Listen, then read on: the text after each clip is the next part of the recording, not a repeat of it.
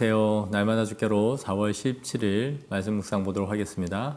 오늘 본문은 시편 92편 1절에서 15절 말씀입니다. 우리가 신앙생활을 하면서 즐겁지 못할 때가 언제인가요? 그것은 아마 하나님에 대한 불만족이 쌓일 때가 아닌가 하는 생각을 하게 됩니다.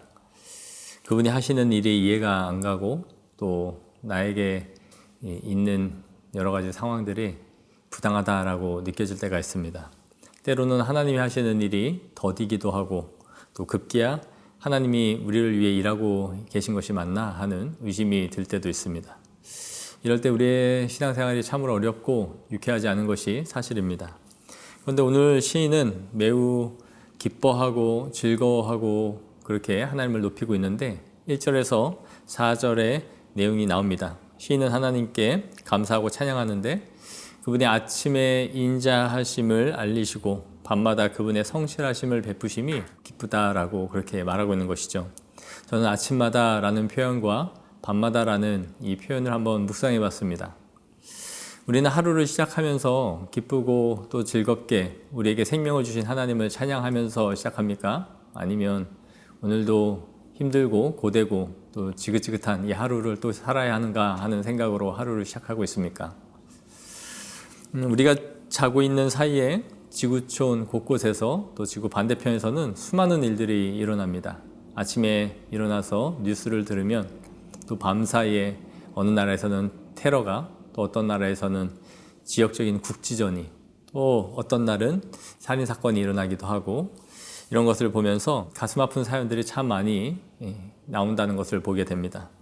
그러나 하나님께서 이 아침에도 우리의 생명을 보존하여 주셔서 또 새날을 허락하여 주셨다라는 것을 생각한다면 우리는 아침마다 하나님이 베푸시는 이 인자하심이 얼마나 큰가 하는 것을 생각해 보게 됩니다. 또 하루의 일과를 마치고 잠자리에 누울 때 우리는 그분의 성실하심에 대해서 감사가 있습니까? 하나님의 성실하심이란 우리가 그분을 바라보지 못할 때에도 끊임없이 우리를 놓지 않으시고 우리를 붙잡아 주시는 하나님의 손길이라 할 수 있습니다. 우리는 하나님께 성실하지 못했음에도 불구하고 하나님은 오늘도 나의 삶을 굳게 붙잡아 주셔서 이 하루를 무사히 보낼 수 있도록 인도해 주셨다라는 것을 감사하며 하루를 마무리하게 되는 것이죠. 우리의 일상이 이렇게 매일 반복될 수 있는 것은 아침마다 또 밤마다 베푸시는 하나님의 인자하심과 성실하심의 결과라는 것을 우리는 깊이 묵상해 봐야 합니다. 오늘 시인이 아침마다 밤마다 주님이 하시는 일에 대해서 이렇게 만족하는 상태에 이른 것은 그분이 하시는 일과 자신이 생각하는 하나님이 생각이 배치되지 않고 있다는 것을 알 수 있어요. 시인은 4절에서 5절에 주께서 행하신 일이라는 말을 3번이나 반복하여 사용합니다. 주께서 행하신 일이 나를 기쁘게 하고 그래서 내가 높이 그분을 높이 외치겠다라고 말하고 있는 것이죠. 그리고 주의 행하신 일이 얼마나 큰지 그분의 생각은 참으로 깊다라고 찬양합니다. 처음에 말씀드린 것처럼 우리가 하나님과 생각이 다르고 배치될 때에 우리의 신앙생활은 기쁨을 잃게 된다라고 말씀을 드렸는데 오늘 본문에 있는 시인은 하나님의 행하신 일에 대해서 깊이 묵상할 때마다 그분이 하신 일이 참 깊고 또 은혜롭다라고 생각하기 때문에 이러한 찬양을 하고 있는 것이죠. 시인은 자신이 원하는 대로 하나님이 무엇이든지 착착 일을 진행시키시고 그 일을 이루어 주시기 때문에 하나님을 이렇게 찬양할 수 있을까요? 본문을 쭉 읽으시면 그렇지 않다라는 것을 우리는 보게 됩니다.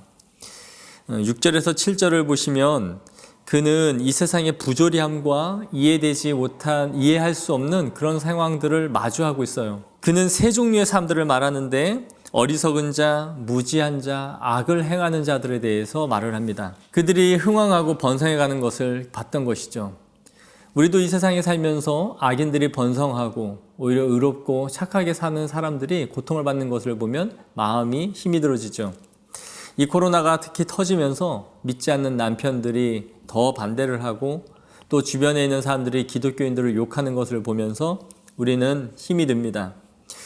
그들은 우리를 향해 하나님이 살아계시다면 왜 이런 질병을 이 땅에 계속 허락하시느냐라고 우리에게 따지기도 하죠. 그럴 때면 우리는 마치 죄인이 된 것 같고 왠지 할 말이 없어집니다. 그리고 나도 왜 그런지 궁금하다라고 말하고 싶어지죠. 그러나 시인은 이러한 부조리한 일들, 우리가 이해할 수 없는 일들이 한 번에 다 해결되었기 때문에 나는 하나님을 찬양합니다라고 말하지 않아요. 오늘 하나님을 찬양하고 그분이 행하신 일을 기뻐하는 것은 시인은 하나님이 영원토록 지존하신 분이시기 때문에 그들이 흥황할지라도 영원히 멸망할 것이다 라고 믿고 있기 때문입니다. 우리는 그 앞에 괄호에 이렇게 넣으면 좋을 것 같아요. 그들은 잠시 흥황할지라도, 잠시 영원히 멸망할 것이다 라는 것을 믿고 있는 것이죠. 그러므로 그리스도인들은 두 가지 생각을 항상 갖고 살아가는 존재들입니다. 첫째는 이 땅에 하나님을 떠난 사람들, 무지한 자, 또 악을 행하는 자, 어리석은 자들에 대해서 불쌍히 여기는 마음이에요.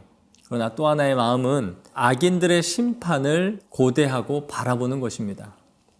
하나님의 공의의 통치를 기대하는 것이죠. 끝까지 하나님께 돌이키지 않는 자들, 그리고 의인들을 핍박하는 자들, 의인들을 괴롭게 하는 자들을 하나님께서 보수하시고 갚으실 것을 바라보는 것입니다. 시인은 그것을 바라보면서 이 부조리한 상황 속에서도 하나님의 성실하심과 그분의 인자하심을 찬양할 수 있는 거예요.